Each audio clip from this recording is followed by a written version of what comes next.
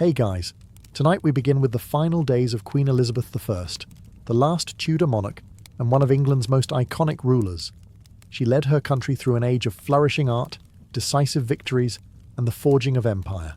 But behind the crown and power was a woman whose death remains one of history's most enigmatic royal endings. So, before you get comfortable, take a moment to like the video and subscribe, but only if you genuinely enjoy what I do here. And let me know in the comments where you're tuning in from and what time it is for you. It's always fascinating to see who's joining us from around the world. Now, dim the lights, maybe turn on a fan for that soft background hum, and let's ease into tonight's journey together. By the winter of 1602, Elizabeth I was approaching her 70th year, an age few reached in Tudor England.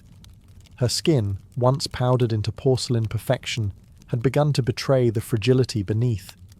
Her brilliant auburn wigs, once symbols of youthful power, now sat atop a body weathered by nearly half a century of rule.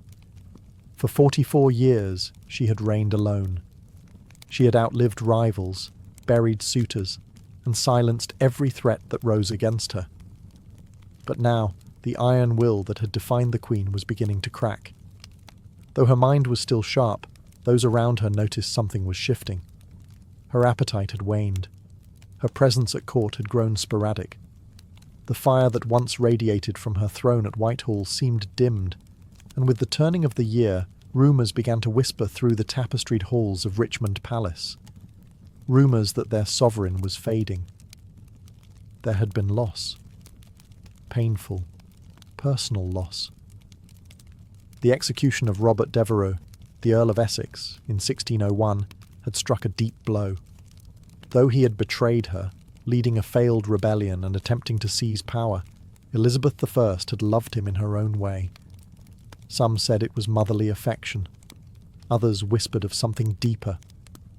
Regardless, watching him walk to the scaffold tore at her. She never truly recovered from that grief. In her final winter, she would spend long hours standing, refusing to sleep, refusing to eat. Servants noted that she rarely sat, and even less did she speak. When she did, her voice was thin, trailing like smoke. Sometimes she would gaze into the empty fireplace for hours, unmoving, as if staring into something far beyond it, something only she could see. The court began to prepare. Physicians offered tinctures, tonics, and prayers, but the Queen dismissed them all. Ministers gently urged her to rest, to speak, to name a successor, but the once commanding monarch only shook her head. Something weighed on her heart, heavier than politics. Heavier, perhaps, than the crown itself. As March approached, one truth began to settle among those closest to her. The reign of Elizabeth I was quietly, painfully, coming to an end. As the days passed, the gloom that filled Elizabeth I's private chamber at Richmond Palace deepened. The once vibrant court, famous for its music, pageantry, and lively discourse, had grown hushed. The Queen, who had dazzled Europe with her wit and resolve, was now wrapped in heavy silks, surrounded by shadows and silence. She no longer held council meetings, nor did she take her usual rides or walks in the gardens. Her ladies-in-waiting, the closest and most trusted women in her life, were dismissed one by one from her room until she remained mostly alone. Even the few she allowed to stay, such as Lady Scrope, spoke only in soft, uncertain tones, unsure if their presence comforted or agitated her. Her mind, they whispered, was slipping. It was during this time that her physicians began to observe something troubling. Not only was the Queen refusing food, she had also started to resist sleep altogether. She would stand for hours on end, rooted to the same spot by her bed or by the window, as if the very act of lying down might bring death closer.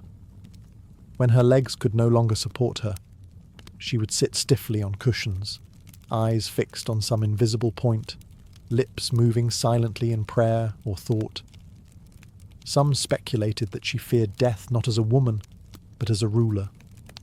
For decades, Elizabeth I had been the embodiment of England itself. To die meant to relinquish control. of her people, her image, and her power. Perhaps that was what she truly feared, the end of control. Physically, her health began to decline in ways subtle but certain. She developed a persistent cough. Her skin turned increasingly pale, and her frame seemed to shrink beneath her ornate gowns. The weight loss was alarming. Yet she forbade any attempt to examine her too closely. Her vanity, even in sickness, remained intact. And through it all, one question loomed in every courtier's mind but was rarely voiced aloud. Was this simply old age catching up to the Queen? Or was something hidden festering beneath the surface? The answer, for now, remained locked behind her lips. Lips that once commanded empires, now barely moved at all. To understand the weight pressing down on Elizabeth I in her final weeks, one must look not only at her body, but at her heart, and more precisely, at the ghost that haunted it, Robert Devereux, the Earl of Essex. Their relationship had been volatile. Essex was dashing, ambitious, and impulsive. He flattered her, defied her, then begged for forgiveness, only to betray her again. In him, Elizabeth I saw both potential and peril.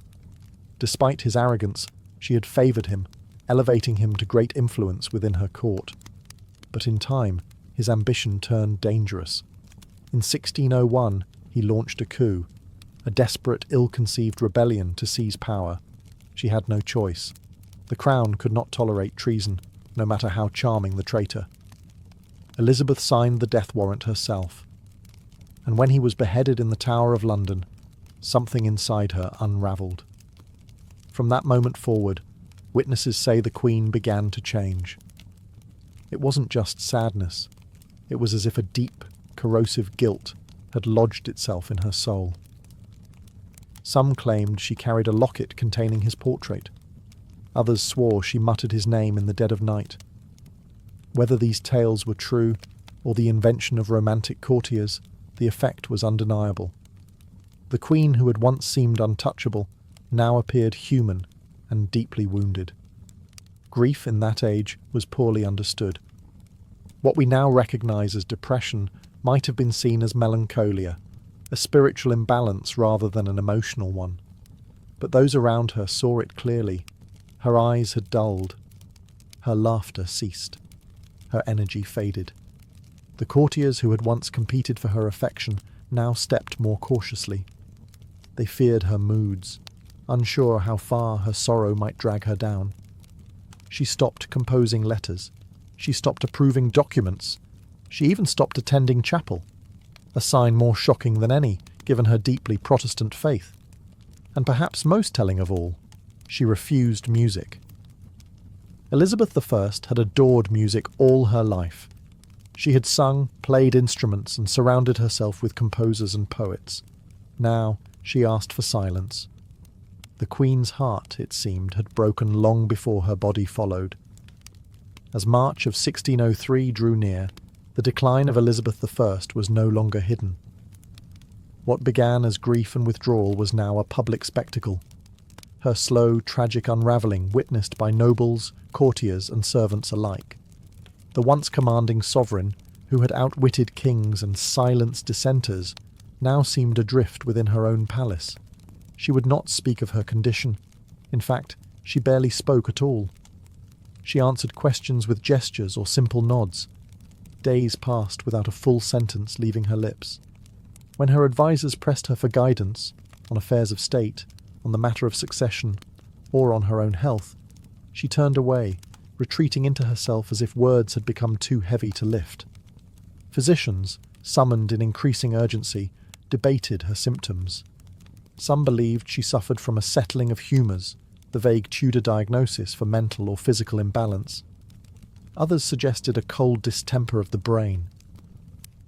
But no one could agree on a cure, because no one could truly understand the cause. At this time, her physical posture became symbolic of her mental state. She refused to lie down. For hours, even days, she remained upright, sometimes leaning against cushions, sometimes gripping the arms of her chair, but never fully reclining. It was as though she believed that surrendering to sleep would mean surrendering to death. Servants would later report how the Queen stood silently in the corner of her room, cloaked in heavy black, unmoving for hours at a time. At night, they took turns watching her, unsure whether she was praying, mourning, or simply lost. The palace around her seemed to fall into a hush. Courtiers spoke in whispers. Nobles paced outside her door, anxious for news. And all the while, the air grew thick with unspoken fear, not just of losing their queen, but of what might come after. The realm had no clear heir. And though Elizabeth had long refused to name one, everyone suspected that James VI of Scotland would be chosen. But without her voice, without her seal, would her will be honoured? England was no stranger to power struggles, and a queen's silence could turn into a nation's chaos. The silence was no longer just hers, it was England's, holding its breath. Among the many whispered theories about Elizabeth I's death, one stands out, not because of its drama, but because of its slow, invisible nature. It wasn't a sword or poison goblet that may have killed her, but rather something far more insidious, her makeup. For decades, the Queen had adorned her face with a signature white mask of beauty, a thick layer of cosmetic powder known as Venetian ceruse.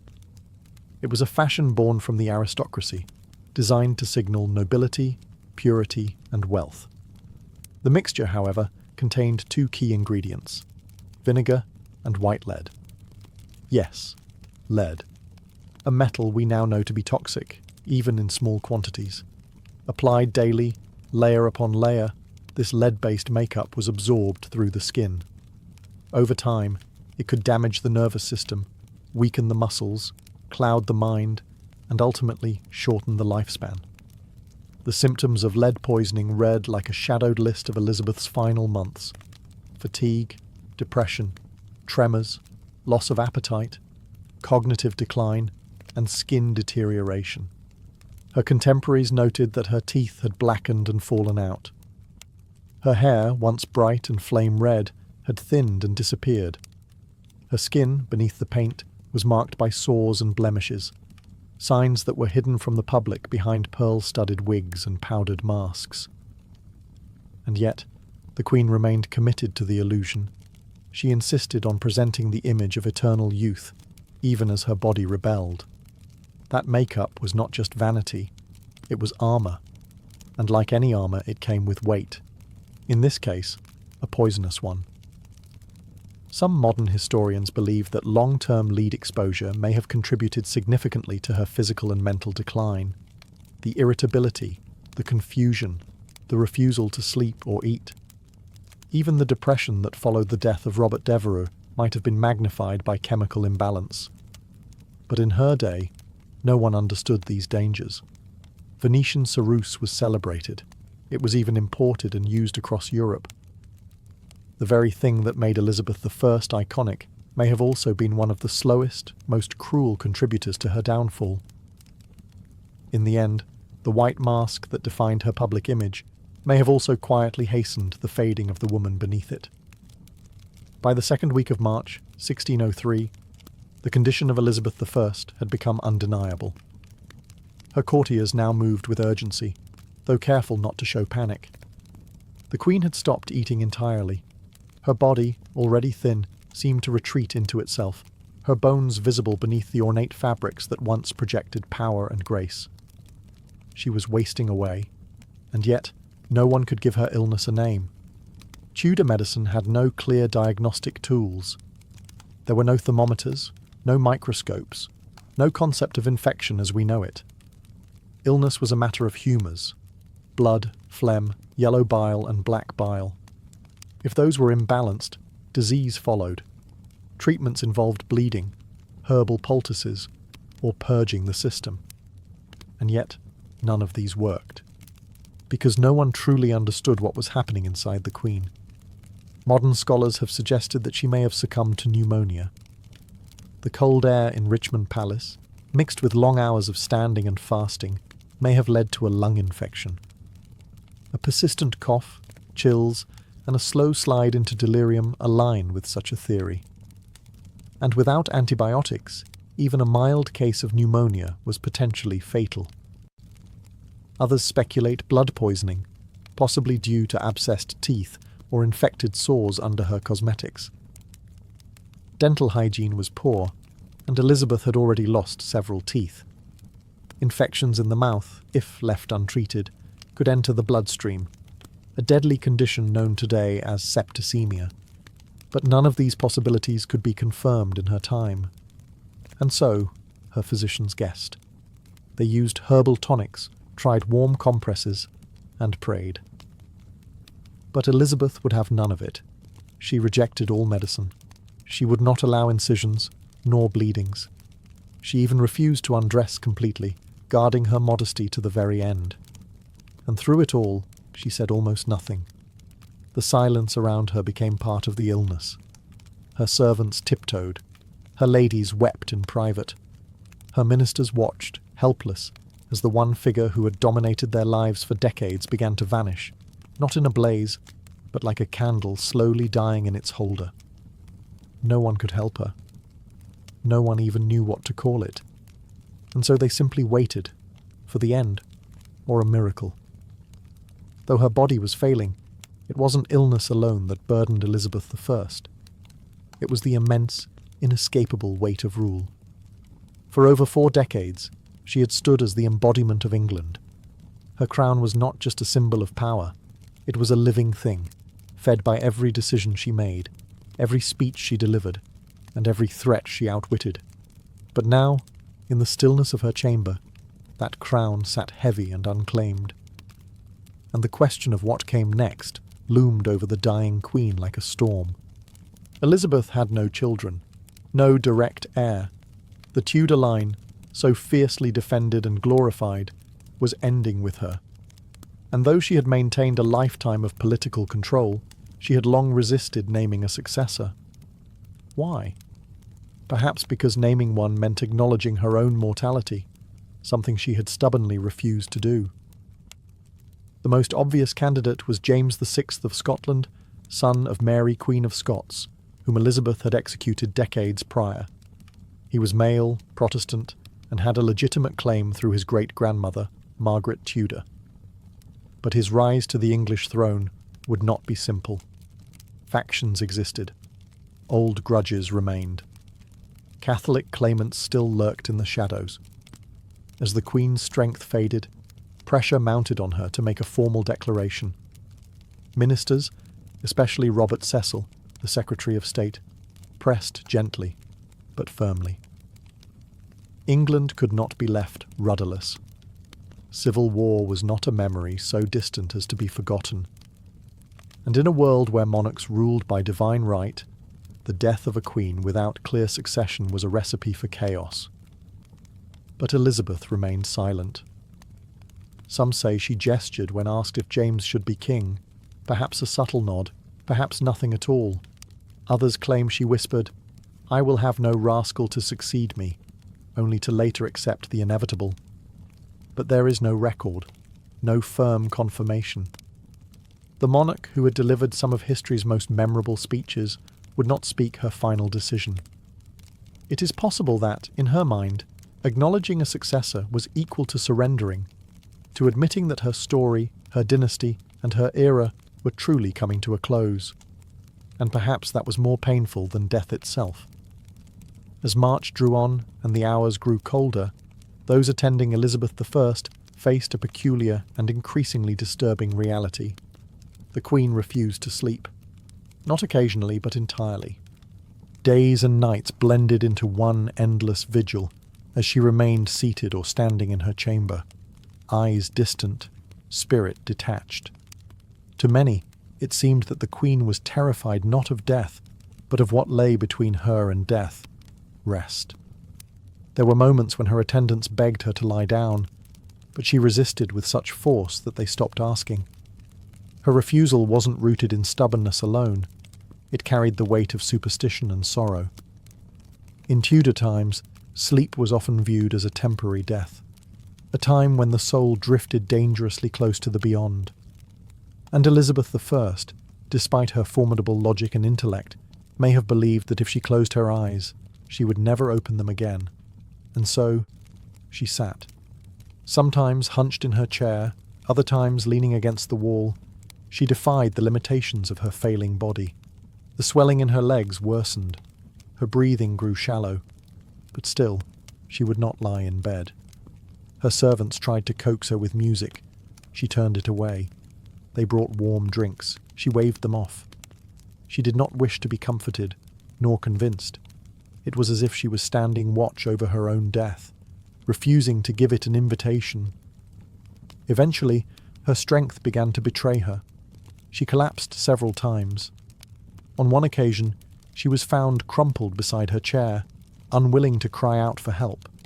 After that, her ladies-in-waiting took turns staying close, hovering like ghosts of the court she had once commanded. Even they no longer spoke to her unless spoken to first. The atmosphere in the room was one of reverence, sorrow, and dread. When at last she agreed to lie in bed, it was not from peace, but from exhaustion. Her body had given out. She was placed beneath the covers gently, like a fragile relic being lowered into silk. It was the first time she had rested in days, and for many, it felt like the beginning of the end. The moment Elizabeth I allowed herself to be laid in bed, her chamber transformed. The silence grew heavier, more sacred. Those closest to her gathered, advisors, ladies, physicians, each one aware that this was not just the death of a woman, but the closing of an age. The Tudor dynasty, which had ruled England for over a century, was ending with her final breath. The room was dim. Tapestries muffled footsteps. Candles flickered. Outside, the palace held its breath. No proclamations were issued, no bells tolled, only whispers passed through the corridors of Richmond Palace. Those who had served her for decades now found themselves standing still, waiting for a word, a sign, a farewell that would never come. Despite the gravity of the moment, Elizabeth I said nothing. She had once been a queen of eloquence. Her words could rouse armies, silence parliaments, and charm foreign courts. But now, as she drifted between consciousness and sleep, not a single parting phrase escaped her lips. Not to her ladies, not to her council, not even to the realm she had so long protected. Instead, she communicated through faint movements, slight nods, flickers of the eyes, the barest tremble of her hands. Some thought they saw her reach toward the crown resting nearby. Others claimed she gestured toward a portrait of James VI, the presumed successor. But there were no declarations, no final speech to echo through history. What did she see, lying there in silence?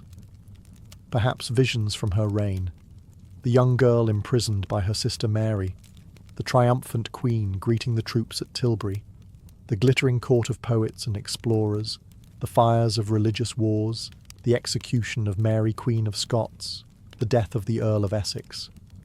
A life of power, shadowed by solitude. Outside her chamber, preparations had already begun. Courtiers quietly packed their belongings. Ambassadors wrote coded letters to their kings. Messengers waited with horses ready. They all knew what came next. And yet, until the last moment, England remained a kingdom without a sovereign. For until her last breath, Elizabeth I was still queen. No one could take her place. Not yet. Not until she was gone. As the final hours of Elizabeth I's life unfolded, those who remained in her chamber stood like statues, silent, sorrowful, and uncertain. The queen no longer responded to touch or sound. Her breathing had grown shallow, irregular. Her skin, pale from age and illness, now took on an ashen hue. The fire in her had gone from a steady flame to a flickering ember. Lady Scrope, one of her most faithful attendants, refused to leave her side. She held the queen's hand and dabbed her brow with linen soaked in rosewater. Others stood in the background, whispering prayers, some aloud, others in their hearts. There was no ritual for this. There had never been a monarch like her before. Outside, Richmond Palace was wrapped in a quiet anxiety. No proclamation had yet been made, and still, No one dared call her death until the final breath passed. Messengers stood ready at the gates, prepared to ride to Scotland the moment it was confirmed, to deliver the news to James VI, the man who would be king. Inside, time seemed to warp. The minutes dragged like hours, and no one dared speak of what would come next. Even Robert Cecil, the chief architect of the peaceful transition to the House of Stuart, stood still, his papers folded in his hand. His greatest political manoeuvre, uniting England and Scotland under one crown, was moments away, yet entirely dependent on a woman in her final moments. Then, just before dawn on March the 24th, 1603, it happened. No cry, no gasp, just silence. The room remained motionless for a full minute, as if all feared the breath might return. Then quietly, Lady Scrope covered the Queen's face with a linen cloth. It was over. Elizabeth I was dead. Her passing was not marked with fanfare, nor even with a priest's final rites. She had refused them all. The Virgin Queen, as she was so often called, had died alone, surrounded not by family or heirs, but by the weight of history. A monarch born of scandal, who ruled through storms and fire, now passed into legend with the same dignity she held in life. Quiet, unbending, and ultimately unknowable. The death of Elizabeth I sent a chill across the kingdom, not because it was unexpected, but because of what it left behind. A throne without a voice, a court without direction, and a realm uncertain of its next heartbeat. She had been the only monarch many in England had ever known. Her presence was woven into the fabric of everyday life, her image stamped onto coin and conscience alike. Now that image was still. Immediately after her death, her body was left undisturbed. According to tradition, her ladies kept vigil beside her, whispering psalms through trembling lips. A single candle burned at her bedside. The cloth over her face did not conceal her identity. It preserved it, as though the nation needed one final moment to believe she was truly gone. But while grief settled inside the walls of Richmond, elsewhere, wheels were already turning. Robert Cecil, perhaps the only man who truly understood the scale of this moment, stepped into motion. His secret correspondences with James VI of Scotland had prepared for this day. The couriers were sent, riding with breathless urgency through muddy spring roads, carrying news that would transform two kingdoms. Meanwhile, back in London, the people waited. No bells rang. No mourning was declared. The court kept the death quiet for several hours, fearing unrest or opportunistic power plays. But word eventually seeped out, first through servants, then to merchants and clergy. The Queen was gone, and with her, so too went the Tudors. There was no child, no sibling, no cousin raised at her side to step into her place. Elizabeth had left behind no personal heir, only the political hope that her choice, unspoken but widely assumed, would be honoured. The Privy Council met in hushed tones. The moment was fragile. A kingdom needed direction, and fast. The fear of factionalism, of Catholic uprisings, of foreign meddling, all these haunted their thoughts. The bloodshed of past successions loomed like a shadow, yet the Queen's long silence had not stopped her government from preparing. Within hours of her death, the Council declared that James VI of Scotland would become James I of England. A new dynasty began, but even as the nation turned toward the future, it did so in mourning. For the woman who had shaped an age and left behind a silence no crown could fill. After the Council announced the succession of James VI, now James I of England, the focus shifted to the care of the Queen's body. Elizabeth I, who had guarded her image with almost obsessive control throughout her reign, could no longer maintain the illusion. The mask she had worn, both literal and symbolic, was beginning to fall away. In life, she had been meticulous about appearances. She rarely allowed herself to be seen without her full regalia, the white lead makeup, the elaborate gowns, the fiery wigs. Even in her final days, She kept her chamber darkened and denied most visitors. Vanity, yes, but also power. To appear weak was to risk everything in a court filled with ambition and knives. Now, in death, her body told a different story. As her ladies gently prepared her for burial, they began to see what had long been hidden beneath layers of silk and powder. Her skin bore the signs of age and illness, bruising, lesions, and the pale, unnatural hue from years of toxic cosmetics. Her hands, once adorned with rings and sceptres, were thin and bony. Her hair, what little remained, had turned wispy and white. There was no denying it. Elizabeth I had been dying long before she allowed anyone to see it. And yet, in death, there was something profound about her humanity. She was no longer Gloriana, the Virgin Queen, or the untouchable monarch on coins and canvases. She was a woman who had carried a kingdom on her back for 4 decades and paid the price with her body. No embalming was done immediately. The tradition at the time was to delay the burial to allow time for national mourning and for proper ceremony. Her body lay in state, dressed one final time in royal robes, crown placed above her brow, orb and sceptre at her side. For all the imperfections now visible, her people still came to pay respects, not just to the queen she had been, but to the person she had become.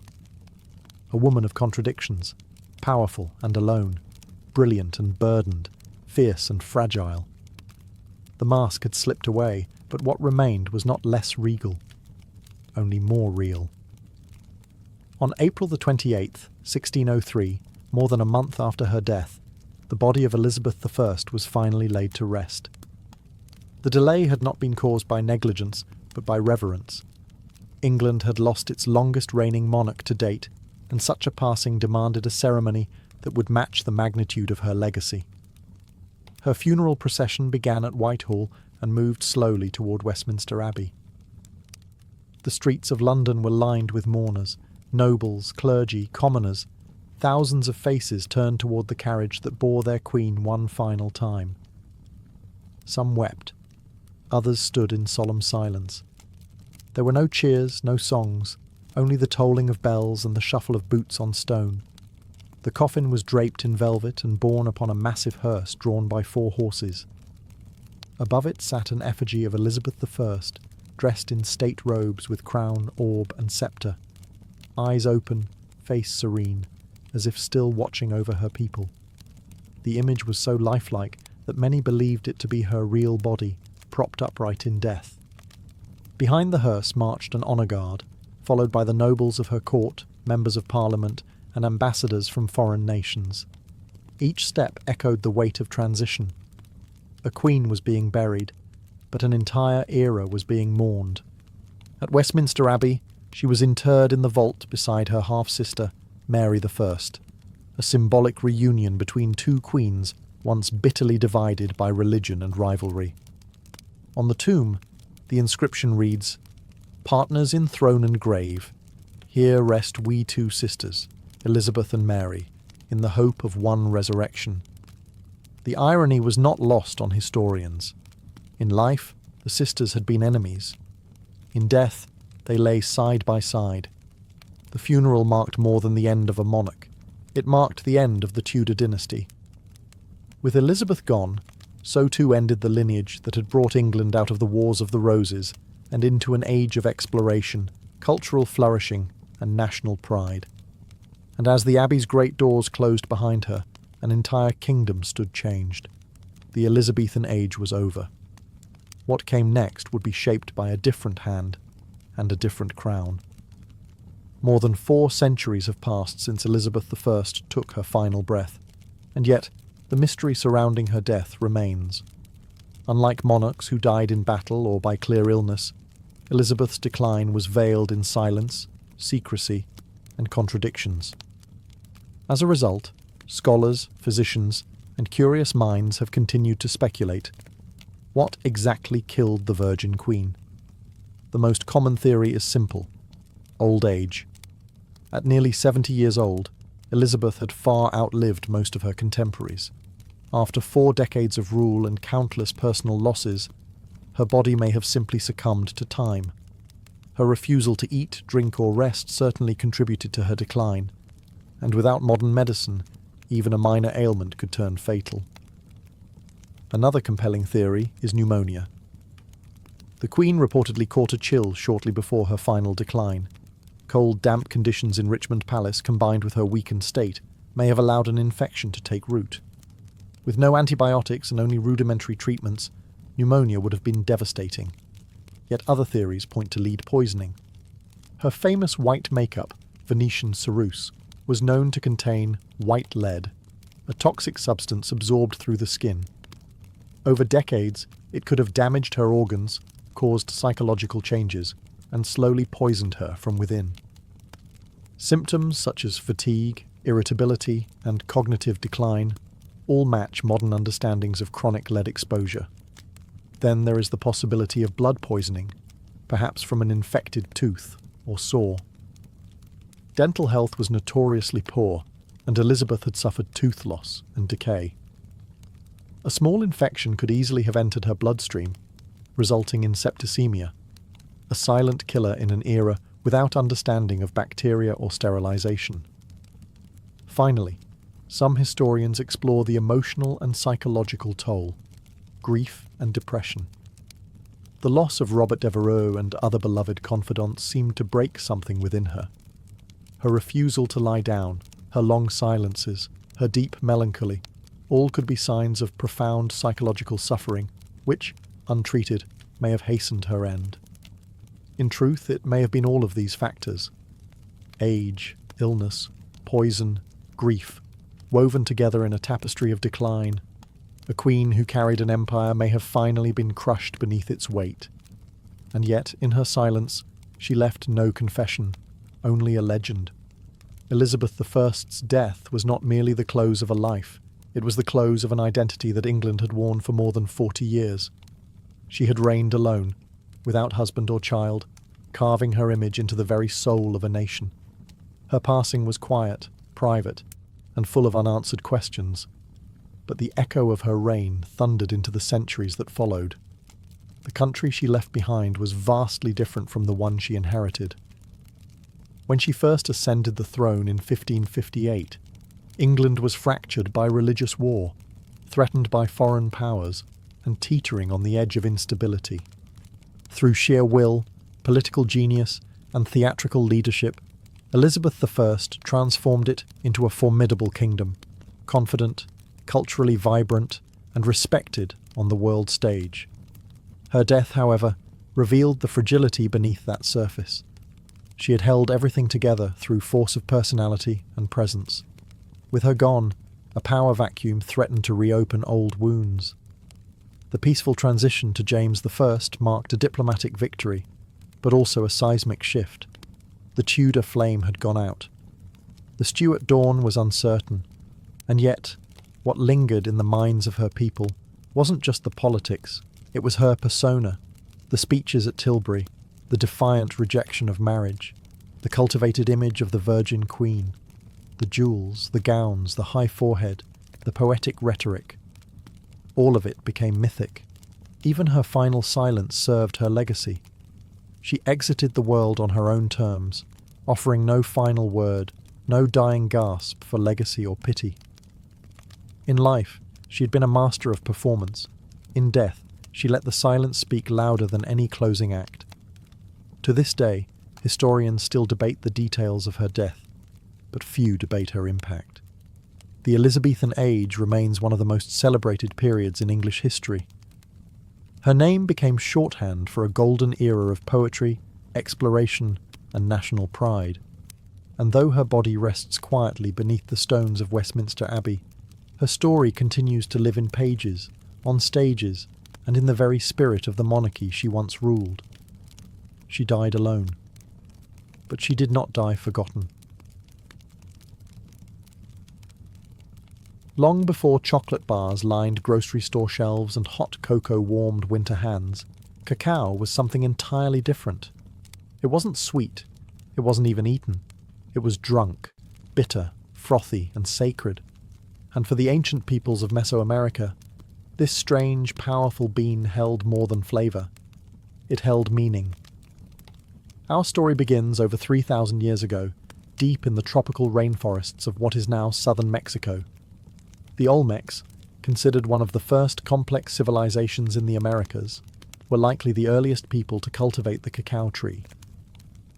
Though much of their history is shrouded in mystery, archaeologists believe the Olmecs used cacao in rituals, and possibly as a ceremonial drink consumed by elite leaders or shamans. It was no ordinary refreshment. It was a vessel for spiritual power. But it was with the Maya civilization that cacao truly became a divine gift. The Maya, whose empire spanned much of Central America from around 250 to 900 CE, worshipped cacao as a sacred plant bestowed by the gods. According to their mythology, cacao was a gift from the gods of creation, part of the very foundation of human life. The Popol Vuh, a sacred Maya text, describes the gods forming humans from maize and cacao, binding them to the natural world. Cacao was reserved for important moments. Priests offered it during religious ceremonies. Nobles drank it during elaborate feasts. It was believed to invigorate the spirit and open a gateway to the divine. Served cold and mixed with chili, spices, or cornmeal, the cacao drink was rich, intense, and energizing. Often it was poured from vessel to vessel to create a frothy foam, a sign of prestige and quality. But cacao's value went even deeper than ritual. Maya markets used cacao beans as currency. A few beans could buy a tamale. 100 could buy a turkey. People stored them like money, traded them, and even made counterfeit versions from clay. To the Maya, chocolate wasn't a treat.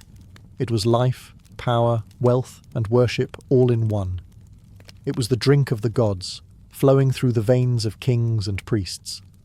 And its bitter, intoxicating taste marked the beginning of one of the most remarkable culinary journeys in human history. Among the Maya, cacao was more than a beverage. It was a living symbol of divine order, woven into the very fabric of daily life and cosmic belief.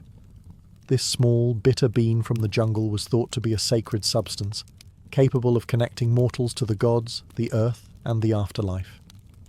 In every major Maya city, from Tikal to Copan, cacao was present at the most important moments of life.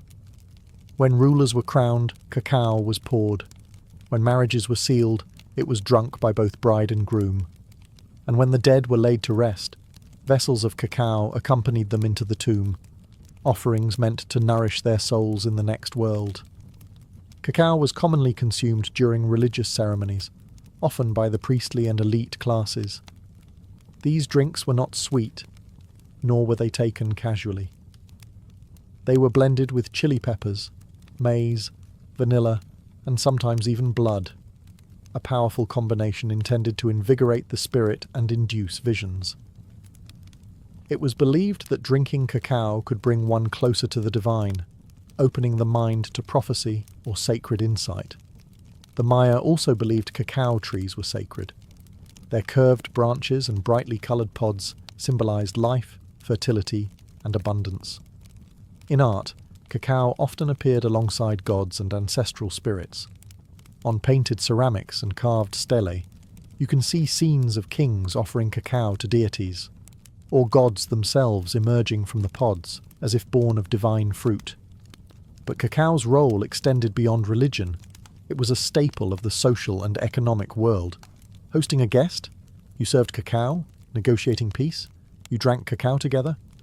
For the Maya, to share cacao was to recognize shared humanity, an unspoken contract of trust, respect, and elevated purpose. Even in the homes of the wealthy, cacao drinking was ceremonial. Special vessels were used, beautifully painted cups, often marked with glyphs identifying the owner and the specific purpose of the drink. These weren't just dishes, they were heirlooms, crafted with care and reverence. The reverence for cacao shaped the Maya identity. It was not just consumed, it was celebrated, revered, and trusted as a bridge between realms.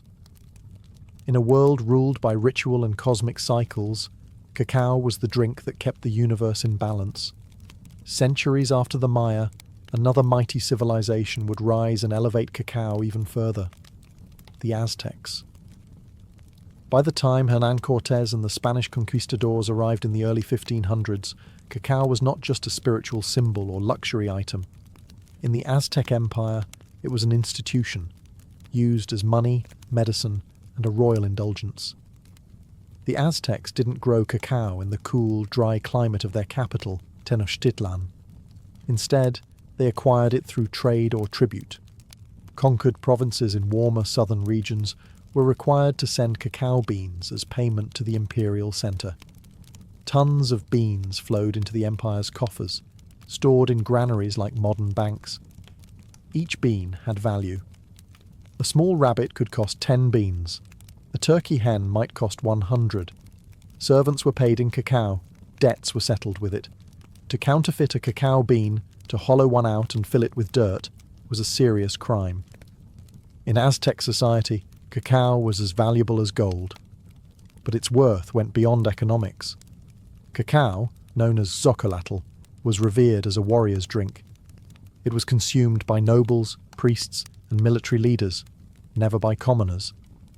Prepared with water, chili, and sometimes maize, it was believed to energize the body and sharpen the mind before battle. Emperor Moctezuma II is said to have consumed as many as 50 cups a day, believing it to be an aphrodisiac and a source of strength. Cacao was also a key element in religious ceremonies.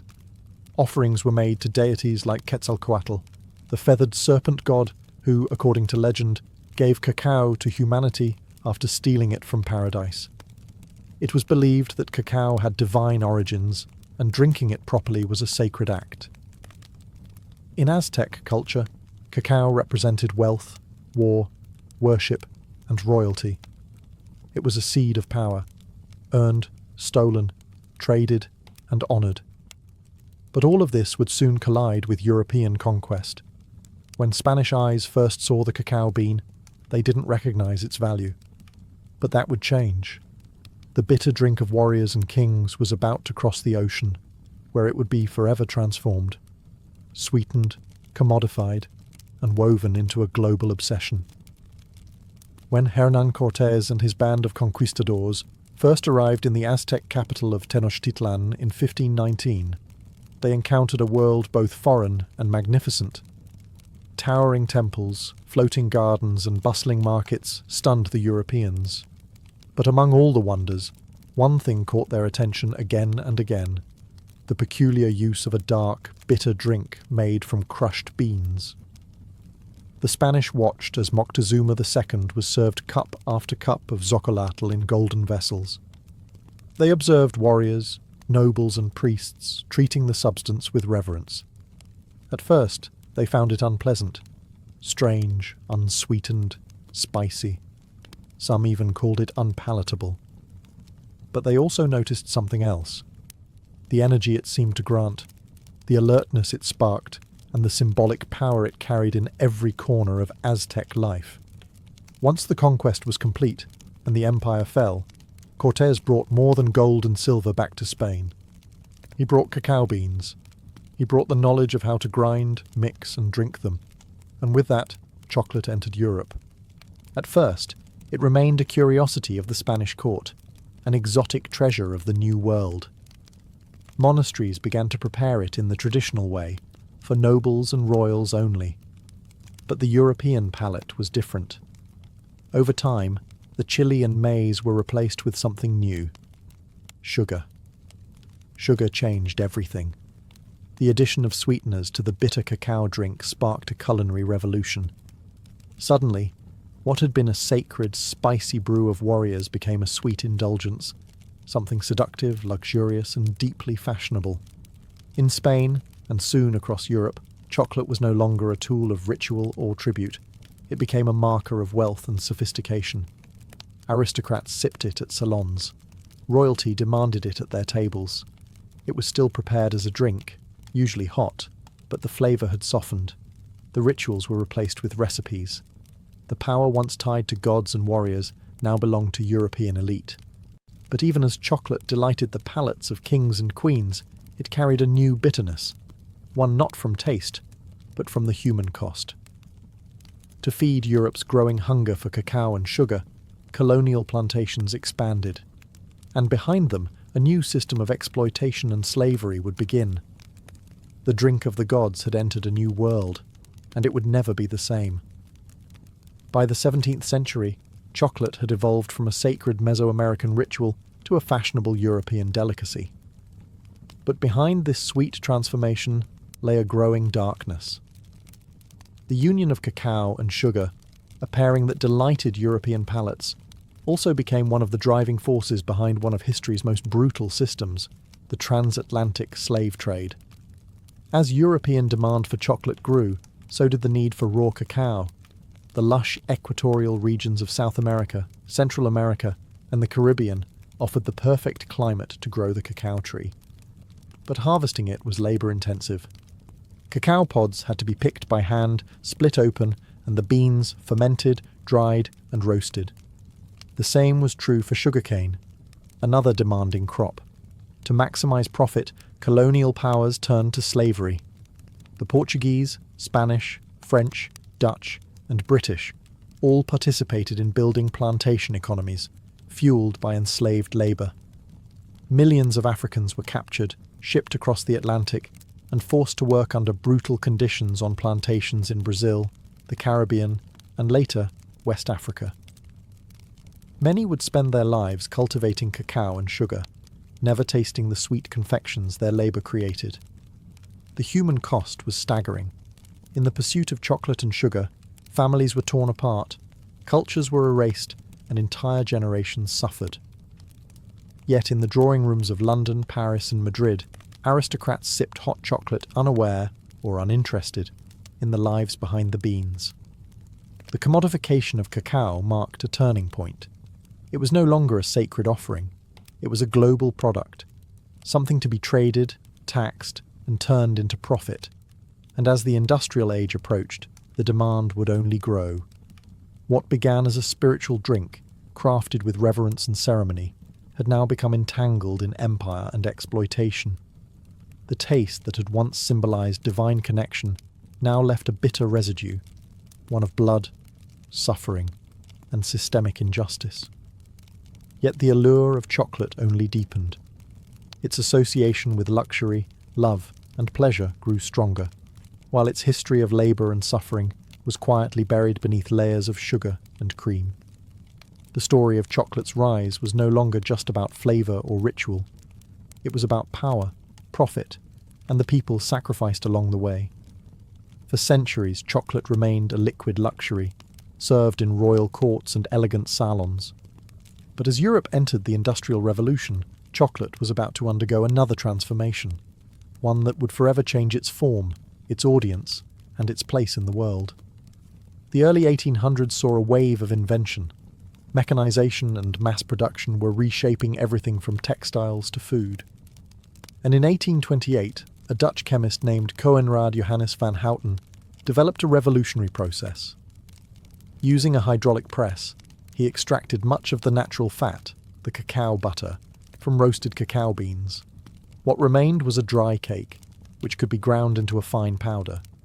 This powder dissolved more easily in water and could be blended with sugar more smoothly, making chocolate cheaper, lighter, and easier to produce. This invention gave birth to what we now call Dutch cocoa, and it paved the way for solid chocolate. In 1847, the British company Fry & Sons took things a step further. By combining cacao powder, cacao butter, and sugar, they created the world's first modern chocolate bar, a smooth, mouldable, and portable version of what had always been a drink. For the first time, chocolate could be held in the hand, not just sipped from a cup. Then came the Swiss. In the 1870s, Daniel Peter introduced milk chocolate by adding condensed milk to the mixture, creating a creamier, sweeter version of the classic bar. His friend and rival, Rodolphe Lindt, invented the conching machine, which slowly churned chocolate for hours, refining its texture and giving it the silky smoothness we now associate with high-quality chocolate.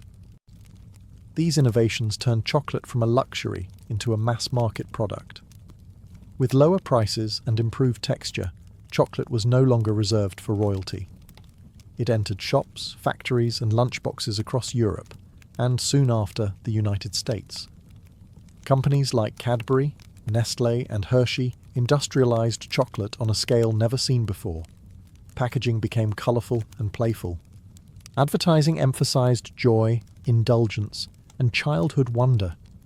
But in making chocolate sweet, accessible, and solid, something of its origin was forgotten. The divine drink of gods had become a snack. Delicious, yes, but stripped of its ancient power and ritual. Still, a new chapter had begun, one where chocolate would become beloved worldwide. By the dawn of the 20th century, chocolate had taken root across the globe, not just as a delicacy, but as an industry.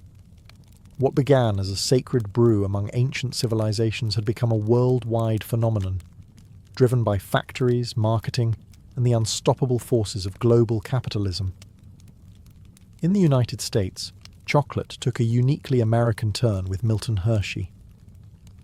In the late 1800s, Hershey applied mass production methods to chocolate, much like Henry Ford would later do with automobiles. His factory in Pennsylvania produced affordable milk chocolate for the average American, not just the elite. By 1900, the Hershey bar was born, and with it, a new American love affair with chocolate. But chocolate was no longer just a product. It was becoming a symbol. Soldiers carried it into war. Children traded it on playgrounds. It appeared in cookbooks, holiday rituals, and romantic gestures. Valentine's Day, Halloween, Easter, each adopted chocolate as its unofficial mascot. Its sweetness now spoke to love, comfort, and nostalgia. Meanwhile, international companies expanded cacao cultivation to meet demand. West Africa, particularly Ghana and Côte d'Ivoire, became global hubs for cacao farming, surpassing Latin America. The same regions that had once endured colonial rule and slavery were now supplying over 70% of the world's cacao, often under exploitative conditions. Even in modern times, labour abuses, including child labour and poverty-level wages, persist in many cacao-growing regions. Yet despite its tangled roots, chocolate's popularity only grew. In Japan, it became a refined art. Small, exquisite bonbons, gifted with ritual precision. In Switzerland, it was a matter of national pride, with brands like Toblerone and Lindt defining premium quality. In Mexico, chocolate returned to its ancient roots, used in traditional dishes like mole, where bitter and savoury flavours coexist. Global chocolate culture was, and still is, a paradox. Universal, yet personal. A product born of indigenous ceremony, transformed by empire, refined by industry, and then embraced in 1,000 unique ways across continents. From the Andes to Antwerp, from Ghana to Geneva, chocolate had become part of the human story. And even though few stop to wonder where it came from, every bite carries the flavour of history, sweet, bitter, and everywhere in between. In the whirlwind of industrial growth and global expansion, chocolate's ancient origins were largely forgotten. What once carried divine meaning and ceremonial weight had become, for many, just another snack, delicious, convenient, and sold by the millions. But in recent decades, a new movement has begun to stir. A rediscovery of chocolate's roots and a return to the bean. The craft chocolate movement began in earnest in the early 2000s, inspired by trends in coffee, wine, and slow food. Artisans and chocolatiers across the world started asking, where does our chocolate come from? Who grows it? What does it taste like before it's buried beneath sugar and additives? The answers led them back to the cacao bean. Unlike industrial chocolate, which is often blended from beans sourced in bulk, craft chocolate focuses on single-origin cacao, preserving the unique flavours of specific regions, soils, and fermentation styles. Beans from Madagascar might taste fruity and citrusy, while those from Ecuador could carry floral or nutty notes. Chocolate, it turned out, had terroir, just like wine. This reawakening wasn't just about flavour, it was also about ethics. With greater awareness came concern over how cacao is produced. Documentaries and investigations revealed ongoing labour abuses, including child labour and unfair wages on cacao farms. In response, many craft chocolate makers began working directly with farmers, paying premium prices for high-quality, ethically grown beans. Labels like Fair Trade, Direct Trade, and Rainforest Alliance emerged, each striving to create a more just and sustainable supply chain.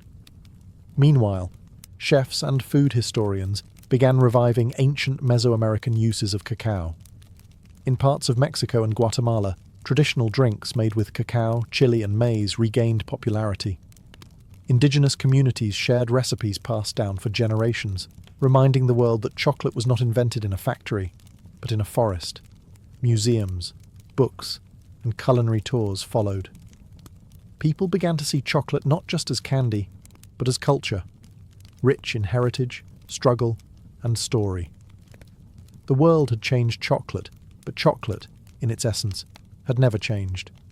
It was still the fruit of a tree, grown by hand, prepared with care, and shared with meaning.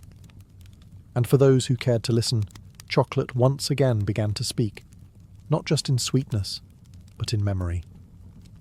Today, chocolate is everywhere. At celebrations, in vending machines, inside pastries and gourmet kitchens alike.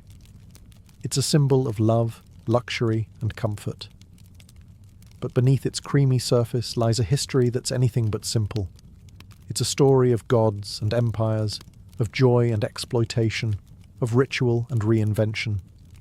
Chocolate, perhaps more than any other food, is a mirror held up to civilization itself. From the sacred ceremonies of the Maya to the bitter brews of Aztec warriors. From the hands of enslaved labourers on colonial plantations to the gilded salons of European nobility. From wartime rations to Valentine's Day traditions, chocolate has journeyed alongside humanity, reshaping itself at every turn. Its legacy is layered. On one side, chocolate represents ingenuity, resilience, and cultural fusion. It is the perfect example of how ingredients from one continent can meet techniques from another to create something entirely new. It has inspired poetry, science, and innovation, from the chemistry of tempering to the artistry of flavour balancing. But on the other side, it holds a shadow. Much of the modern chocolate industry still depends on the labour of impoverished farmers, many of whom have never tasted the chocolate bars their beans help produce. Despite awareness campaigns and ethical certifications, problems like deforestation, underpayment, and child labour remain ongoing concerns in the cacao supply chain. Chocolate is also a story of forgotten voices. The indigenous peoples who first revered cacao saw it as sacred. Their traditions, silenced by colonization, are only now being rediscovered, and their contributions acknowledged. Each time we bite into a truffle or sip a cup of hot cocoa, we engage, knowingly or not, with that deep and often painful history. And yet, for all its contradictions, chocolate continues to unite people. Across languages, borders, and beliefs, it brings joy. It comforts. It celebrates. It endures. Perhaps that is chocolate's greatest legacy, not just its flavour, but its ability to evolve, to adapt, and to survive the rise and fall of civilizations. From ritual to recipe, from seed to symbol, chocolate has always meant more than it seemed. It is, in the end, not just a treat, but a story, one that even now we are still writing. In the early decades of the 19th century, the United States was a young and growing nation, restless in its ambitions. Its population was surging, and white settlers were pushing outward, hungry for farmland, gold, and opportunity. To many, the promise of the American frontier was a divine right. But to fulfill that dream, they looked westward, not into wilderness, as they imagined, but into lands already deeply rooted in memory, culture, and life. Those lands belonged to Native American nations. Among the most prominent were the Cherokee, Creek, Choctaw, Chickasaw, and Seminole, tribes with sophisticated political systems, written languages, newspapers, and schools. These were not scattered bands of nomads. They were sovereign communities, many of which had long tried to coexist with the United States on legal and diplomatic terms. The Cherokee Nation, in particular, had adopted numerous elements of American society in hopes of preserving their autonomy. They drafted a constitution modelled after that of the US, practiced agriculture, and many converted to Christianity. They published a bilingual newspaper. They even sent delegates to Washington. But to white settlers and politicians, assimilation was never enough. What they wanted was the land. Georgia, Alabama, Mississippi, and other southern states began encroaching more aggressively into native territories. They passed laws invalidating tribal governance, nullifying native property rights, and pressuring the federal government to act. The discovery of gold in northern Georgia only heightened the urgency. The land, they argued, was too valuable to remain in native hands. President Andrew Jackson, a former general and staunch advocate for removal, stepped forward with a solution. Clear the east of native nations entirely. Relocate them beyond the Mississippi River, to a place where they would no longer obstruct the march of cotton plantations and white settlement. This was not merely policy, it was ideology. Manifest Destiny, though not yet named, pulsed through the veins of the American project. The belief that white Americans were destined to expand from coast to coast came at the expense of anyone in their way. And in the 1830s, that meant entire nations of people. Thus, the stage was set, not for progress, but for one of the most sorrowful and shameful journeys in American history, the Trail of Tears. On May 28, 1830, President Andrew Jackson signed into law the Indian Removal Act, legislation that would forever alter the lives of tens of thousands of Native Americans. Though cloaked in the language of fairness and voluntary exchange, the act marked the beginning of a calculated and relentless campaign to remove native tribes from their ancestral homelands in the southeastern United States. The act authorized the president to negotiate treaties with native nations, exchanging their lands east of the Mississippi River for territory in what was then called Indian Territory, an expanse of land that would later become Oklahoma. Supporters of the law argued that it would protect native peoples from extinction by placing them far from white encroachment. But in truth, it was a land grab, dressed in the rhetoric of protection. Andrew Jackson, a military hero celebrated for his brutal campaigns against the Creek and Seminole, saw removal as a logical continuation of American expansion. He claimed native peoples could not live in harmony with white settlers. Removal, he argued, was not only beneficial, it was inevitable.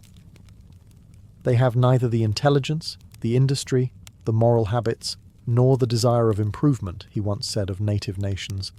They must perish, or they must abandon their habitations and wander far into the wilderness. Congress was divided, but the bill passed, narrowly. In the Senate, it cleared by just 3 votes. In the House of Representatives, it passed by a margin of 5. These slim victories were enough to set into motion one of the most tragic episodes in American history. Some tribes agreed to relocate, fearing war or further loss. Others held out, believing the promises of treaties that offered money, supplies, and safe passage. But these promises would prove hollow for many. In practice, the removal process was chaotic, cruel, and often violently enforced. What the law claimed would be a peaceful transfer quickly became a nightmare of broken agreements, corruption, and forced marches. Entire communities were uprooted, homes burned, crops destroyed. Soldiers arrived at the doorsteps of families, ordering them to pack what they could carry. Behind them came settlers, ready to claim the cleared land. The Indian Removal Act didn't just redraw maps, it severed ancestral ties, destroyed lives, and exposed a bitter truth. American expansion was built not only on hope, but on heartbreak.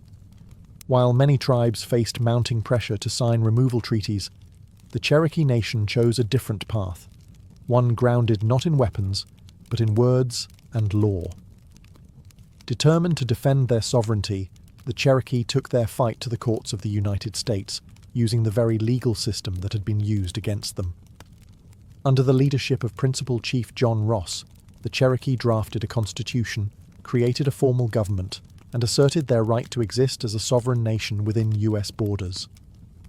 They believed that by proving their civilization and political structure mirrored that of the American Republic, they could protect their territory.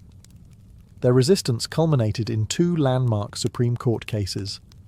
In Cherokee Nation v. Georgia, 1831, the Cherokee sought a federal injunction against laws passed by the state of Georgia that stripped them of their rights and lands. The court, led by Chief Justice John Marshall, ruled that the Cherokee were not a foreign nation and thus had no standing to sue, a devastating blow. But the next year, a second case would shift the tide. In Worcester v. Georgia, 1832, the court ruled in favour of the Cherokee, declaring that the state of Georgia had no authority to impose laws on Cherokee territory. Marshall affirmed that the federal government alone could negotiate with sovereign native nations. For a brief moment, justice appeared to be on the Cherokee's side. But President Andrew Jackson reportedly responded with chilling defiance. John Marshall has made his decision. Now let him enforce it. Whether he actually said those exact words remains debated, but his actions left no doubt. Jackson refused to uphold the court's ruling, and Georgia continued to ignore it. The Constitution had spoken, but political will refused to listen. The Cherokee, clinging to hope, still resisted signing removal treaties, but division crept in. A small faction within the Cherokee, led by Major Ridge, John Ridge, and Elias Boudinot, believed removal was inevitable and signed the Treaty of New Echota in 1835 without the authorization of the Cherokee government. That treaty, passed by a narrow vote in the U.S. Senate, sealed the fate of the Cherokee Nation. Despite the protests of the majority, it was declared binding, and so the Cherokee fight for justice ended, not with a gavel, but with the sound of soldiers preparing to march. In the spring of 1838, under orders from President Martin Van Buren, thousands of federal troops and state militias descended upon Cherokee lands. The time for negotiation was over. The Treaty of New Echota, signed by a minority of Cherokee without the consent of their nation, had been ratified by Congress. Removal was now official policy, and the military was sent to carry it out by force. Across Georgia, Tennessee, North Carolina, and Alabama, Cherokee families were torn from their homes with little warning. Soldiers arrived at farms and cabins with bayonets and orders. Families were given only moments to gather belongings, sometimes nothing more than the clothes on their backs. Their homes were looted and burned. Crops were left to rot in the fields. Churches, schools, and burial grounds, all abandoned. More than 16,000 Cherokee were rounded up and placed in military stockades. These makeshift camps were overcrowded and unsanitary, with little food, dirty water, and no shelter from the elements. Disease spread rapidly. Measles, dysentery, and whooping cough took a heavy toll even before the march began. Some groups were moved immediately under armed guard. Others, held in the sweltering summer heat, were forced to wait until autumn, when travel conditions were considered more favourable. But cold rains, early snow, and inadequate supplies would make the journey even more deadly. The Cherokee called the route Nuna Dal Tsuni, the trail where they cried. Roughly 100 to 200 miles stretched between their homes and the so-called Indian Territory. The march was slow, harsh, and humiliating. They walked through mud and snow, across frozen rivers, over mountains and prairies. The elderly collapsed. Children died in their mothers' arms. Entire families vanished along the trail, buried in shallow, unmarked graves by the roadside. Some tried to maintain dignity, singing prayers, carrying sacred objects, recording names of the lost. But the weight of grief was unbearable. Hunger gnawed at their strength. Winter pierced their thin clothing. Guards showed little mercy.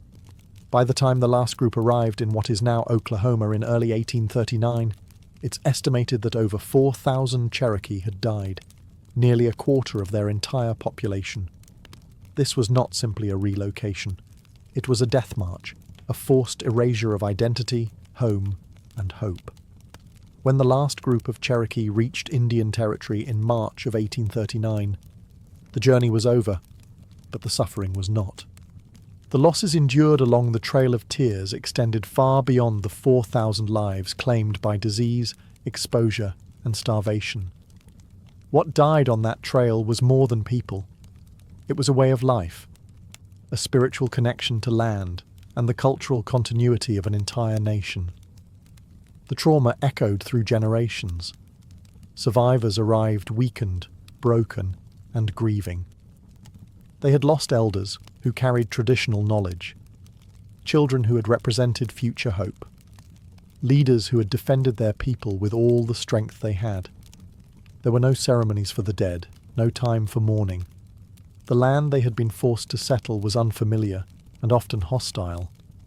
The promises made by the US government of protection, supplies, and fertile land were inconsistently honoured or ignored altogether. The physical wounds were matched by the emotional ones. The Cherokee had been a proud nation with schools, printing presses, and a constitution. They had trusted the legal system, believing that law would protect them. But their trust had been betrayed, their justice denied, their rights erased. Among the survivors, divisions deepened. The treaty party, those who had signed the Treaty of New Echota, were viewed by many as traitors. In June of 1839, just months after the relocation, Major Ridge, John Ridge, and Elias Boudinot were assassinated by fellow Cherokee in a wave of retribution. The unity of the nation, already battered by removal, now fractured further under the weight of internal conflict.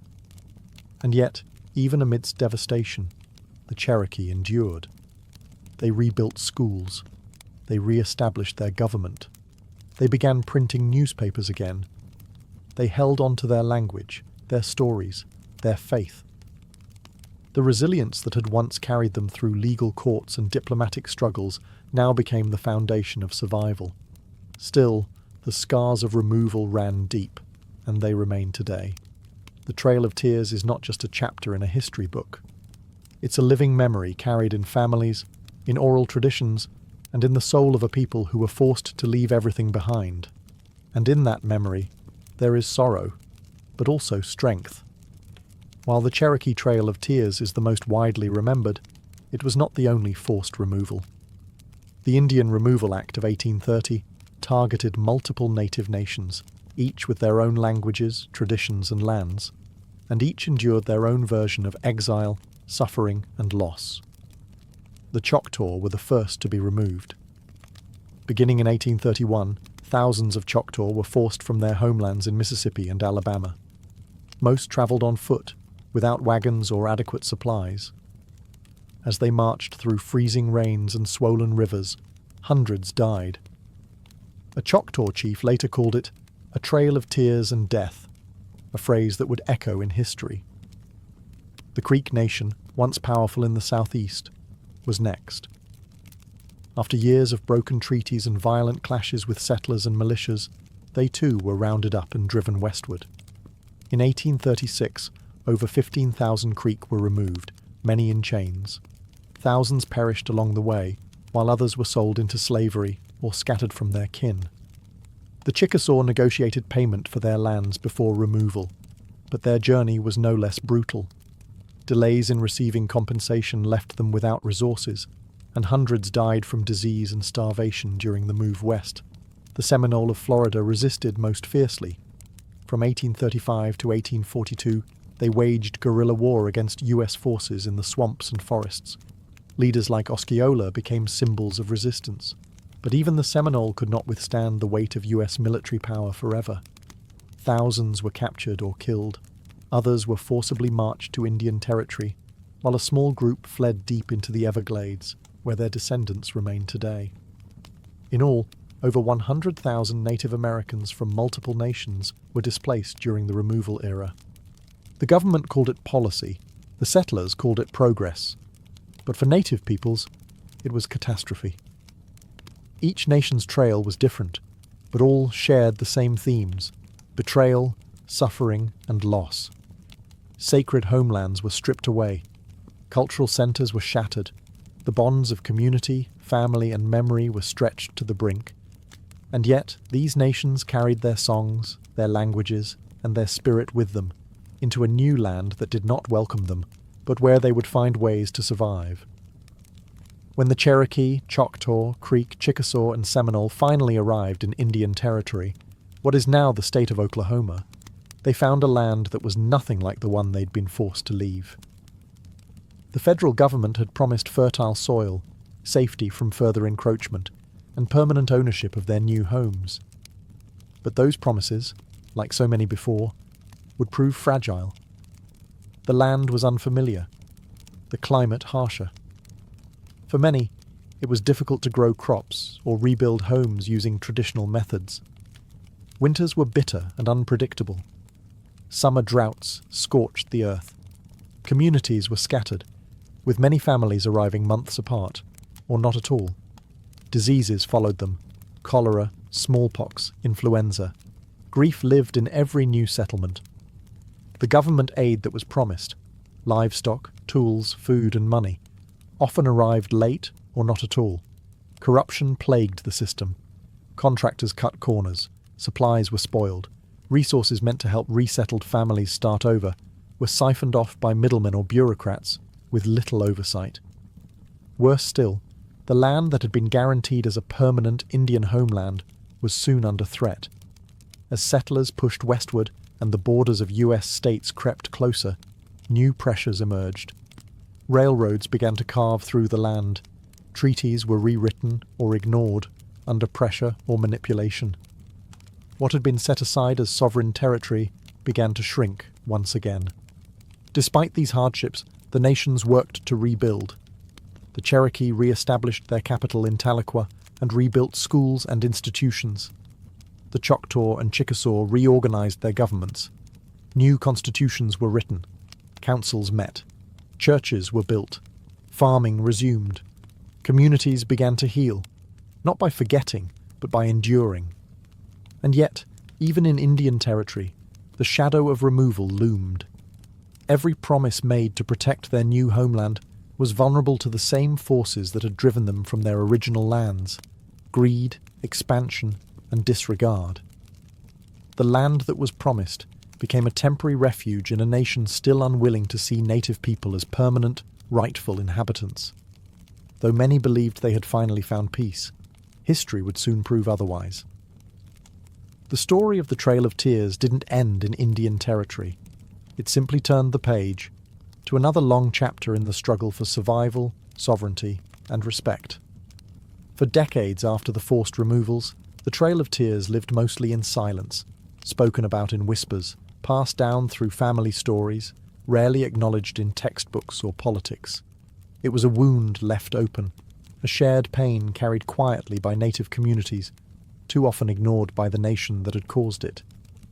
Yet the memory survived. In Cherokee homes, elders told the story of the march west, of the cold, of the hunger, of the lost. Songs were sung in mourning. Ceremonies were held in remembrance. Oral history kept the names of those who walked, and those who did not, alive. The land remembered too. Old trails, shallow graves, and surviving documents marked the route like a scar across the heart of a continent. It was not just a trail of sorrow. It was a trail of survival. The resilience shown by native nations after removal defied the expectations of those who had tried to erase them. In the decades that followed, the Cherokee, Choctaw, Creek, Chickasaw, and Seminole would not only rebuild, they would thrive. They formed new governments, ran schools, printed newspapers, and preserved languages and spiritual traditions. Against the odds, they endured. Still, the silence from outside their communities remained. Not until the late 20th century did wider America begin to reckon, even faintly, with the tragedy of the Trail of Tears. Activists and tribal leaders worked to reinsert the story into national memory. Memorials were erected. Commemorative trails were marked. School curriculums were slowly updated. The phrase Trail of Tears became a recognized term, not just among historians, but in the national consciousness. But acknowledgement is not the same as justice. The effects of removal are still felt. The disconnection from ancestral lands, the historical trauma, and the legacy of broken promises continue to shape the realities of native communities today. Yet through every hardship, the strength of these nations endures. The same spirit that guided them through forests, across rivers, and into exile still lives on in language revival programs, cultural preservation efforts, and the stories told around fires and kitchen tables. The Trail of Tears is not just about what was lost, it's about what was carried forward. Faith, memory, and the unyielding will to survive.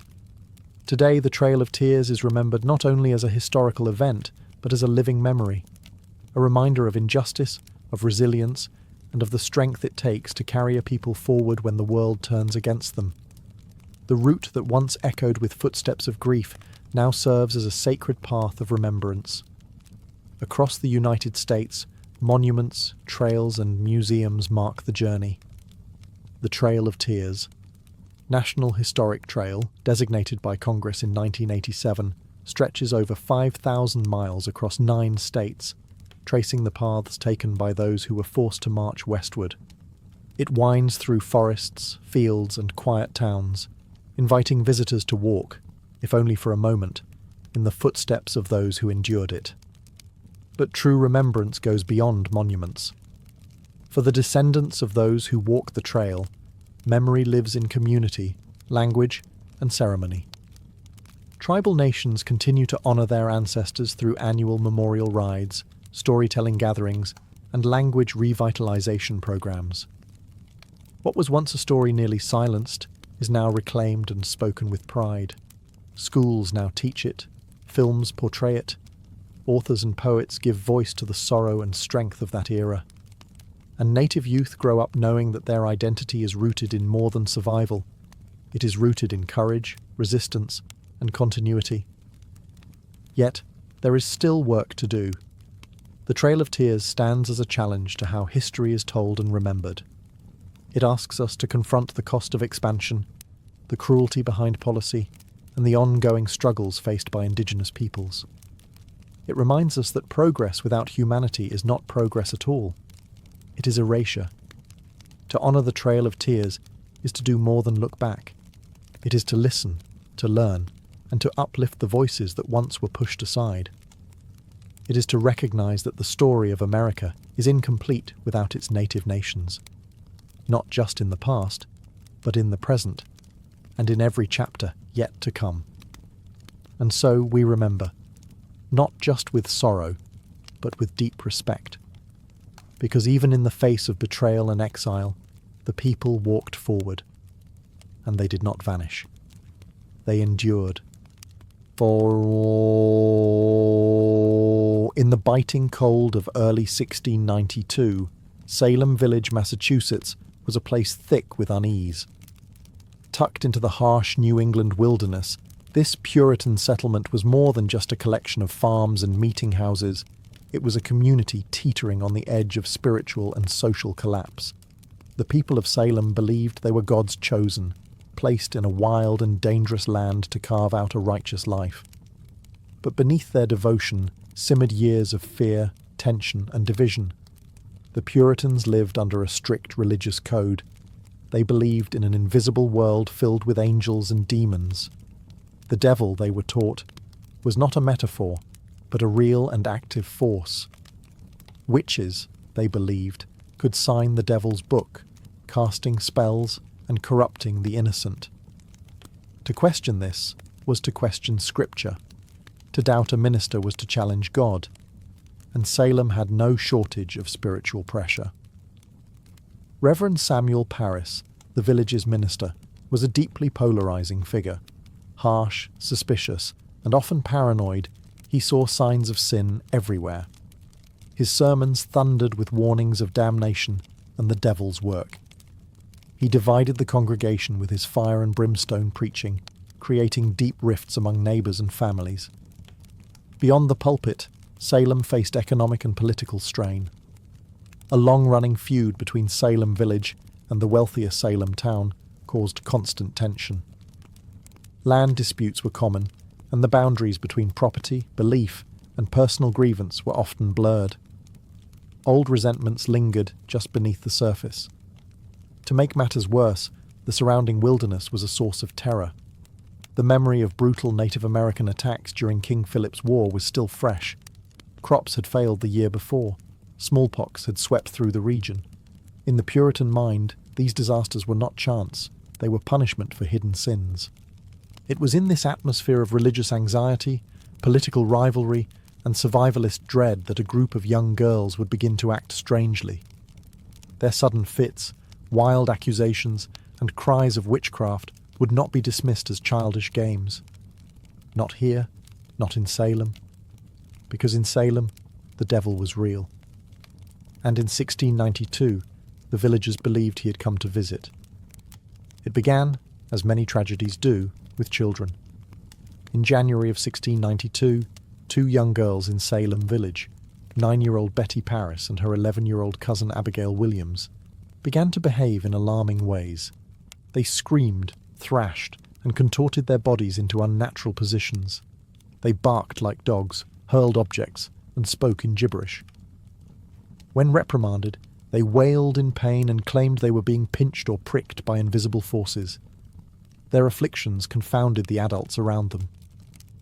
Reverend Samuel Paris, Betty's father, initially saw the behaviour as disturbing, but perhaps curable.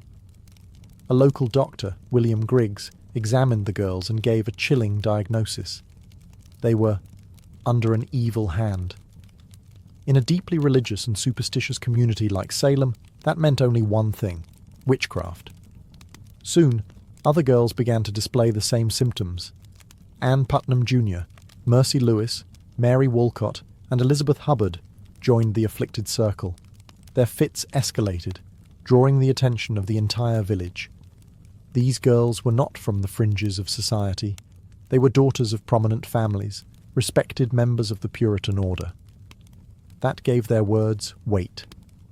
When pressed to name the cause of their suffering, the girls did something that would change the fate of the entire colony.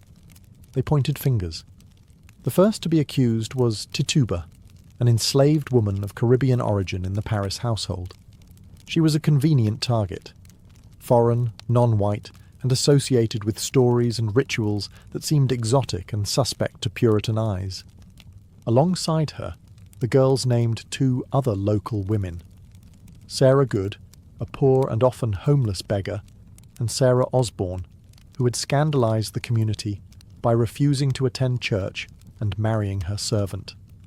3 women, each vulnerable in different ways, were suddenly the focus of an entire town's suspicion. They were arrested and jailed. For the villagers, this was a spiritual emergency. If witches walked among them, they had to be identified and purged. What had begun as an unexplained illness in a single household now spiraled into full-blown panic. And as the accusations spread, no one, not neighbours, not friends, not even family, would be safe from suspicion. Salem had opened the door to fear, and it would not be easily closed.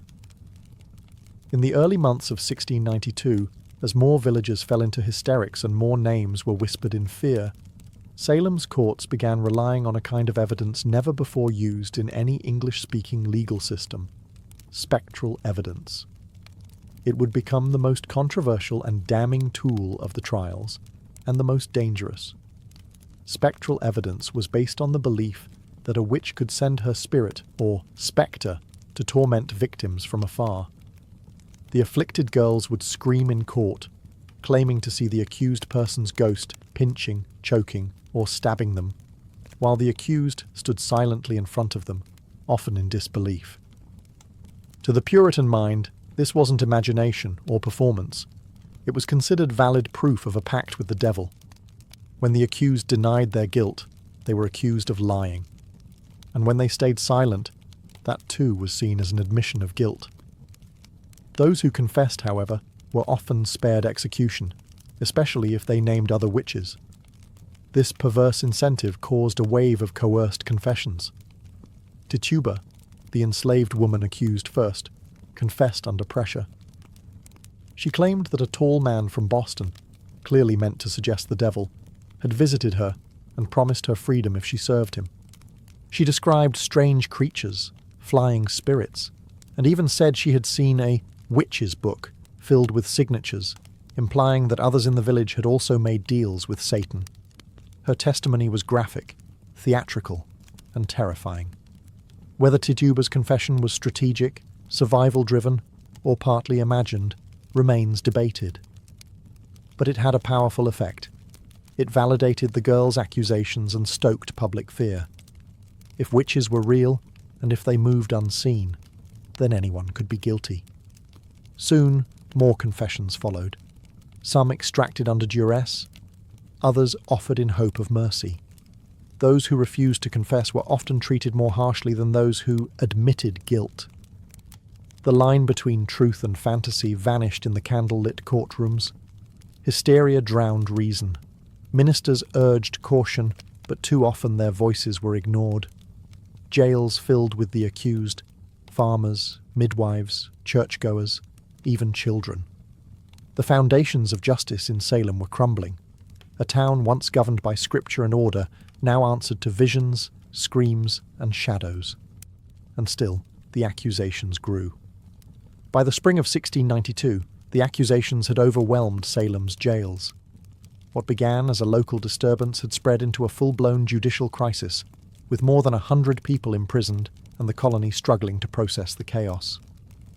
In response, Massachusetts Governor William Phips established a special court, the Court of Oyer and Terminer, meaning to hear and determine, specifically to handle the witchcraft cases. The court convened in Salem town, and its judges included respected men like William Stoughton, Samuel Sewell, and John Hathorne. But even their experience and stature couldn't shield the proceedings from hysteria. The rules of evidence bent to fear. Spectral evidence was accepted. Hearsay was common, and doubt, even skepticism, was considered dangerous. The first to be formally tried and executed was Bridget Bishop, a woman long suspected by neighbours of being unruly and outspoken. She wore bright clothing, ran a tavern, and had been accused of witchcraft years before, making her a perfect scapegoat. During her trial in June, the afflicted girls claimed to see her spectre pinching and mocking them in the courtroom. When she denied all charges, her resistance was taken as proof of guilt. Bridget was convicted swiftly and hanged on June 10th, 1692. She would not be the last. With her death, the machinery of accusation, trial, and execution accelerated. Week by week, more prisoners were brought before the judges. Some were pillars of their communities, church members, midwives, landowners. Others were beggars, widows, or former servants. What united them was not guilt, but suspicion, and in many cases, the misfortune of being disliked, envied, or simply misunderstood. The accused stood before a court where they had little hope. Their fate often depended on the theatrics of their accusers or the political winds of the day. Those who confessed and accused others were usually spared. Those who maintained innocence were more likely to be hanged. Fear fueled everything. Families turned on each other. Neighbours testified to save themselves. Ministers cautioned restraint, but their voices were drowned out by cries for purification. And overhead, a gallows was built on Proctor's Ledge, just outside Salem. It waited in silence as the town below fed it names, one trial at a time. By the height of the summer of 1692, Salem was no longer a town. It was a furnace, burning with fear, accusation, and righteous fury. The witch trials had moved beyond Salem village and Salem town, spreading like wildfire across neighbouring communities. Ipswich, Andover, Gloucester, and others were soon gripped by the same fever. Accusations multiplied, jails overflowed, no one was safe. The accused came from all walks of life. Some were outsiders, beggars, former slaves, women without families. Others were deeply rooted in the community, church deacons, wealthy farmers, and even former accusers. Once the machinery of suspicion began to churn, it spared no one. Families were torn apart. Husbands and wives accused one another. Children testified against parents. Friends betrayed friends. Even those who questioned the legitimacy of the trials became targets. To doubt the existence of witches was, in the minds of some, to align with them. Nowhere was this madness more visible than in the behaviour of the afflicted girls. During court proceedings, they cried out in pain, claimed to see spectral animals, mimicked the accused, and fainted in unison. Their performance became central to the prosecution's case, regardless of how implausible or theatrical it seemed. The court took their suffering as proof, their screams as divine evidence. By the end of summer, more than 150 people had been arrested, and the executions continued. Sarah Good, a homeless woman, was hanged in July after refusing to confess. Her defiance was seen not as strength, but as rebellion against God.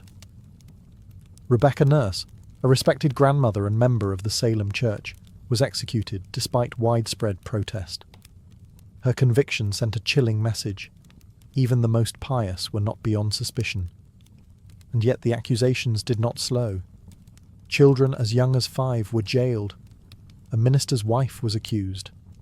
Entire families were locked in cells. The colony had lost its grip on reason, consumed by the very evil it sought to destroy.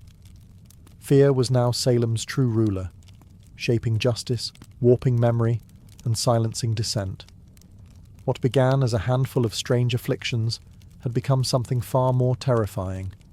A society devouring itself, one accusation at a time. As summer gave way to autumn in 1692, the Salem Witch Trials reached their darkest depths. The gallows on Proctor's Ledge became a grim fixture on the horizon, a place of ritual execution where cries for mercy were swallowed by the silence of final judgment. The executions were public, meant to serve as warnings. Entire communities gathered to watch. Some came in solemn fear. Others, disturbingly, treated them as spectacles. One by one, the convicted were led to the scaffold, bound and praying, until the trapdoors dropped and another life ended in the name of righteousness. In total, 19 people were hanged as witches, 14 women and 5 men. All maintained their innocence. Many died with prayers on their lips, or psalms recited through trembling voices. None of them received proper burials. As convicted witches, their bodies were denied church cemeteries. Some were buried in shallow, unmarked graves. Others were reclaimed secretly by family under cover of night. But the most gruesome death was not on the gallows. Giles Corey, an 81-year-old farmer, and the husband of accused witch Martha Corey, refused to enter a plea at his trial. By refusing to speak, he hoped to prevent his land from being seized by the state. In response, authorities ordered pressing, a brutal and rare form of punishment. Giles was stripped, laid on the ground, and slowly crushed beneath heavy stones. For 2 days, he endured the torture in silence. His last words, according to legend, were chillingly defiant. More weight. He died without ever entering a plea. His resistance made him a tragic symbol of the injustice that had overtaken Salem. Inside the jails, those not yet executed faced horrific conditions. Pregnant women gave birth in filthy cells. The sick died of neglect. Families had to pay for their own food and chains, and some remained imprisoned for months after the trials ended. By the time autumn leaves began to fall, Salem had sentenced more people to death for witchcraft than any other community in American history. What had begun as whispers had ended in blood. And though the executions would soon cease, the damage to Salem's soul had already been done.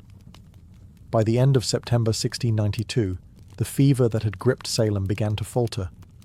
The turning point came not from the courts or the clergy, but from a growing sense of unease, a recognition, too long delayed, that something had gone terribly wrong. Doubt crept in quietly. It started when respected citizens, like Rebecca Nurse and John Proctor, were hanged. If such devout, upright people could be witches, who could be trusted?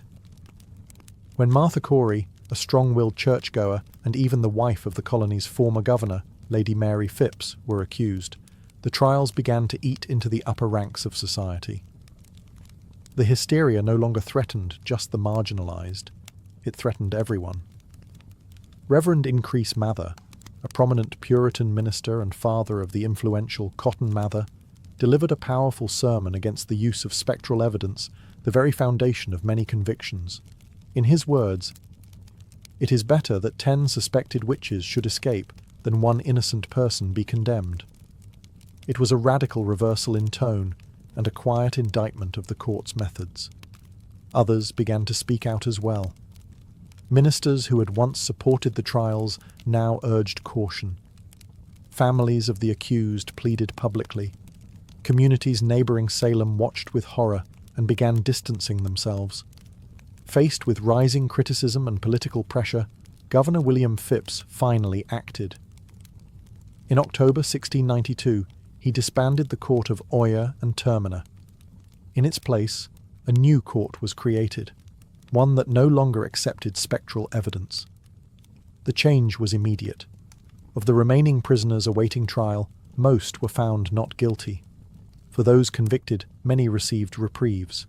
The executions stopped. Still, the damage had been done. 19 hanged, 1 pressed to death, over 100 imprisoned, dozens more traumatized, families ruined, reputations shattered.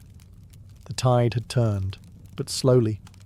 Though the courts had changed, it would take months, years, for the last prisoners to be released, and longer still for the community to fully reckon with its sins. But in that autumn, the panic receded. Silence returned to the gallows. The accuser's screams faded, and Salem, wounded and ashamed, was left to confront the cold reality that it had been not witches, but fear itself, that had ruled them. When the final prisoners were released in 1693, Salem was left with more than empty cells. It was left with guilt. The trials had ended, but the echoes of accusation, betrayal, and execution lingered in every home and church pew.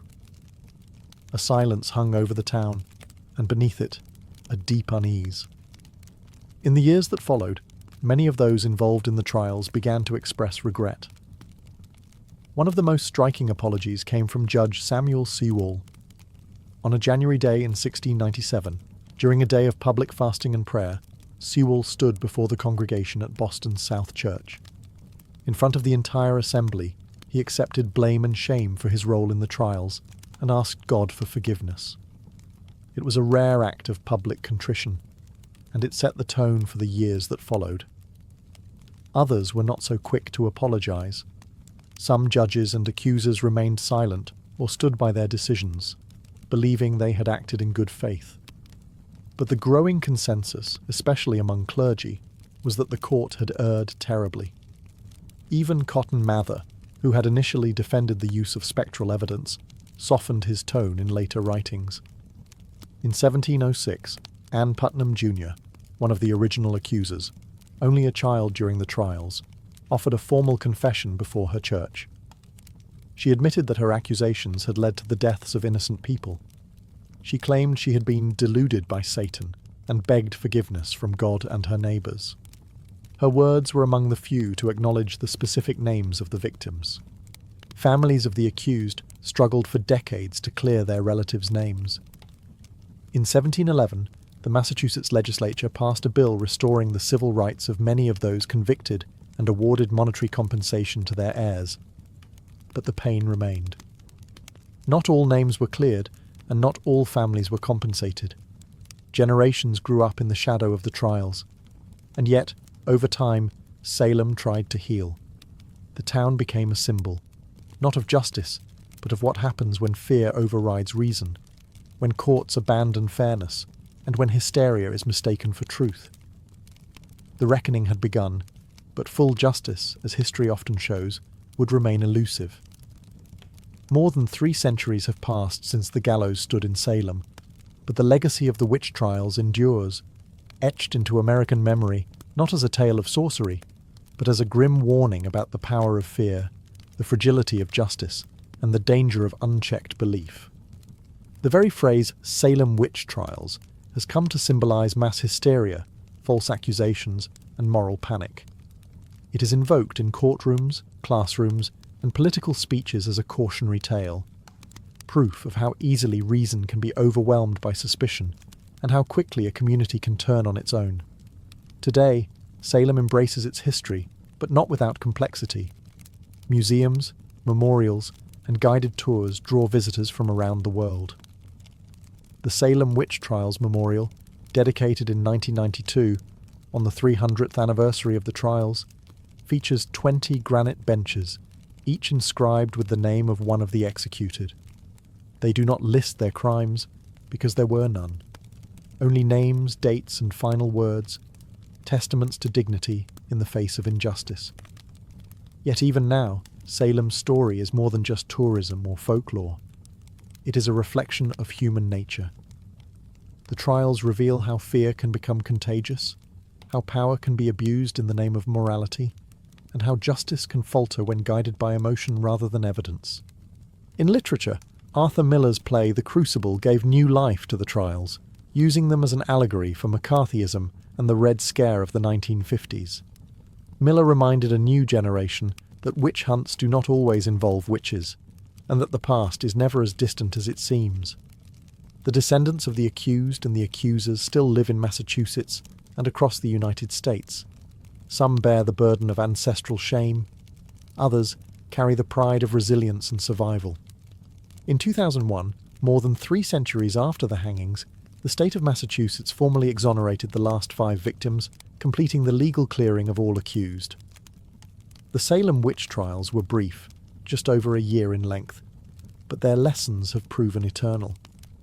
They remind us that truth must be defended, even when fear shouts louder, and that the gravest injustices can occur not in moments of darkness, but under the full light of day.